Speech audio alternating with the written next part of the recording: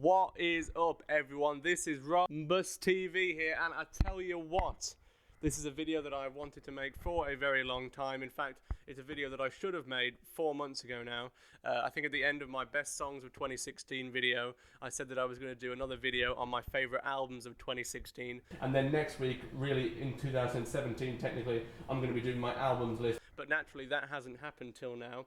And so this video is completely not timely at all. It's a video that probably no one cares about seeing right now. But it is a video that I promised myself I would make. And I've spent a lot of the last 3 or 4 months going back and listening to all of my favourite albums from 2016. And making sure that I listened to all the acclaimed albums and popular albums that I had also missed. So that when I made this list, it could be as close to an accurate representation of my genuine favourite albums of the year as possible. And going through and doing this has been a really rewarding experience. As you can see, my setup for this video is slightly different than usual. I'm using a microphone here. It's actually a really crappy SingStar microphone, if you can see there.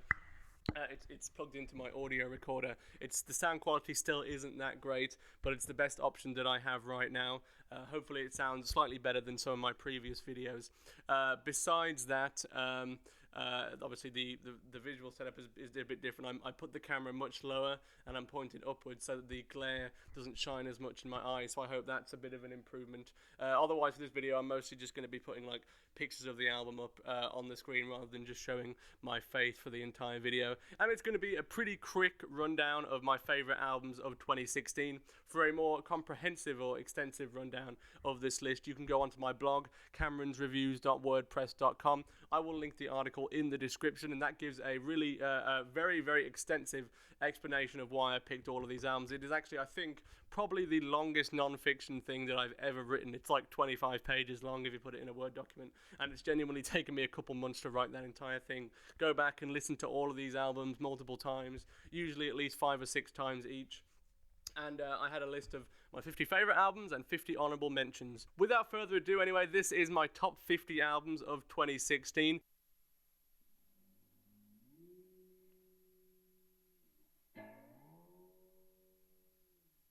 In 50th place, we have Stranger to Stranger by Paul Simon. Paul Simon creates a new sound. It's a really cool, creative, experimental album. Totally recommend that you check it out. 49, we have Upland Stories by Robbie Fulks. If you love country music, if you love folk music, I think this will be perfect album for you. Really enjoyable stuff and lots of humour in there as well. 48, Lady Gaga finds a new sound with Joanne. It's not anywhere near as arty and poppy as some of her previous albums have been. It's a much more stripped down, simplistic album, and that is for the better. It's a great new sound for Lady Gaga. 47th place, we have the 1975 with the album with a ridiculously long title, which let me see if I can get it from memory.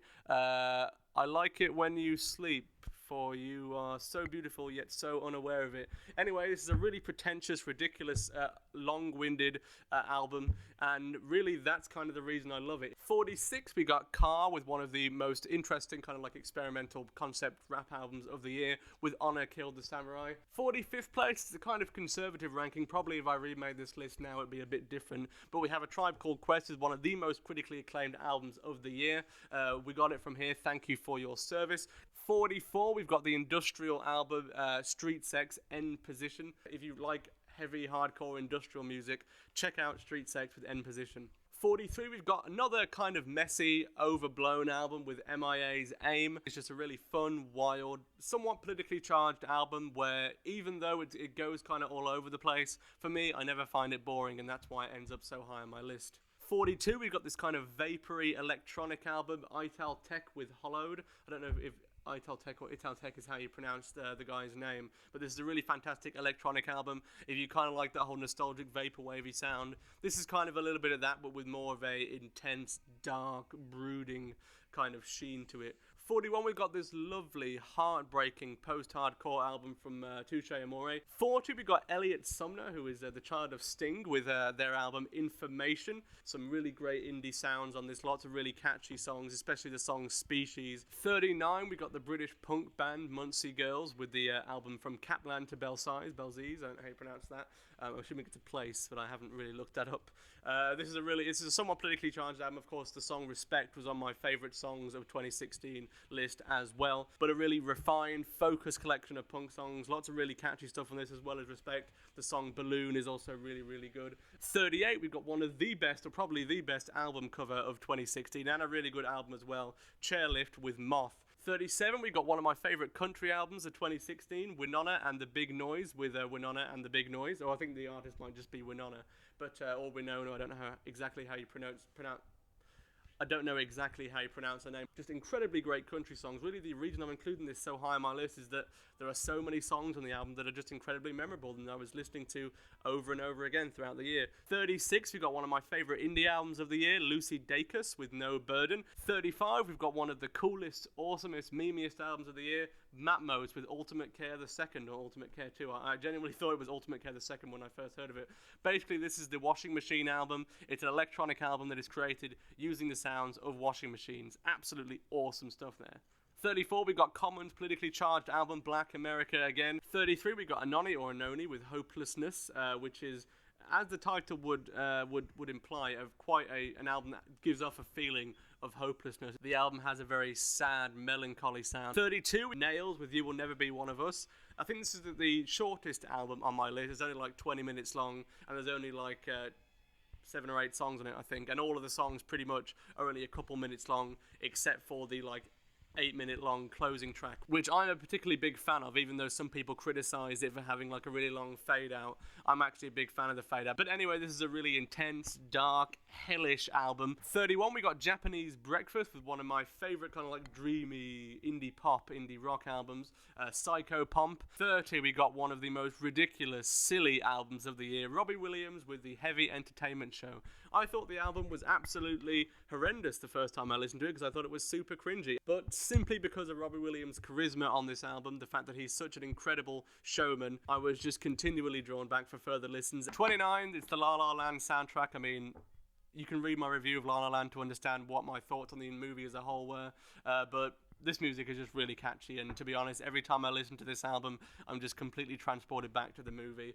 28, we got a fantastic southern rock album by Drive-By Truckers American Band. 27, we got the only album on my list that isn't on Spotify, Beyonce's Lemonade. Enough has already been said by other people who are more educated on this than me, but Beyonce's Lemonade, of course, is a fantastic album. They probably would have ranked higher on my list had I been able to actually listen to the album on Spotify, but my only exposure to the album has been through the visual album, the film, which I do really enjoy as well. 26, we got Jesse Lanza with one of the most danceable, ethereal, dreamlike kind of vapor indie synth pop albums of the year with Oh No. 25, a much more vapory album than any of the other albums on this list, Blank Banshee, of course, with Mega. Big fan of Blank Banshee, and kind of it's really just personal bias that puts Mega so high on my list, but these are just really catchy vapory songs, and yeah, I love that aesthetic in it. 24, we got this fantastic kind of pop rock, dreamy indie synthy music, Crying, Beyond the Fleeting Gales. Just the main thing I love about this album is the combination of the really, really fun, bright electric guitars with Eliza Santos, I hope I pronounced her name correctly, with her fantastic kind of low-key vocals. The combination of that is just the perfect aesthetic for me. 23, we have this really sweet, family and community-oriented country album by various artists, a concept album called Southern Family. Incredible collection of songs that explore family life for, I guess, white people in the South. And as someone who loves country, this is kind of an album that was irresistible for me. 22, we got one of the most intense, creative, experimental rap albums of the year. Danny Brown, of course, with Atrocity Exhibition. 21, Regina Spektor with one of the catchiest collections of pop tracks of the year, Remember Us to Life. Just so many tracks on this album that I just really make me feel warm inside, I suppose. The ending refrain on Tornado Land is one of my favourite music moments of 2016. Now we're getting into the top 20. In 20th place, we have Andy Schauf. Sorry if I pronounced your name incorrectly there, Andy, with The Party. Andy is he's a singer-songwriter from Saskatchewan, I believe, certainly somewhere in Canada. And The Party is kind of a concept album that interweaves different vignettes of different characters who go to a party, and the party ends up being tragic. But if you want an album that has both catchy music and tells a kind of not chronological necessarily, but certainly a complete story, this is certainly an album that is going to interest you, and it's an album that is just stuck in my mind for its unique sound, especially for Andy Schauf's vocal delivery, which is kind of unique. in an interesting way. 19, another one of the great pop albums of the year, Rihanna with Anti. An album that it took me a couple listens to really understand its greatness, but I just think that the songs on this are so diverse and catchy and celebrate the art of singing so well that I'm just continually drawn back, and the progression of the songs on the album is really good as well. Rihanna just proving that she is one of the most confident artists out there, and bringing out probably her most consistently catchy collection of songs yet, in my opinion. 18, of course, one of the most critically acclaimed albums of the year, Chance the Rapper with Colouring Book. He won the Grammy for this, and it really is a no-brainer why this album has become so popular. It's got such a distinct, unique, powerful sound, and it's just really creatively done, and Chance has some great flow and some great lyrics on this album. 17, we got one of my favourite K-pop albums of the year, Taemin with Press It. This is just one of the best produced pop albums I've heard in a long time, especially songs like Drip Drop and One by One, two of my favourite pop songs of 2016, but the entire album is full of catchy tracks. 16, we got one of the most intense kind of experimental electronic albums of the year, Anna Meredith with Varmints, which is just a really, really intense, creative collection of highly, highly memorable tracks that all take different tones and different routes. Some of them have vocals in them, some of them don't. But as a whole, they all have a really intense kind of orchestral sound to them that is really haunting and affecting. And I definitely recommend this album for those who like electronic music and pseudo-instrumental music and stuff like that in general. 15, we got Odyssey with the Odd Tape. This is basically just a collection of beat tracks for other rappers to use, but I think just on their own, these beats are just have such a great, fun, creative, urban sound that I really enjoy listening to them. It's kind of the perfect coffee shop background music, and it's the perfect music to listen to when you want inspiration.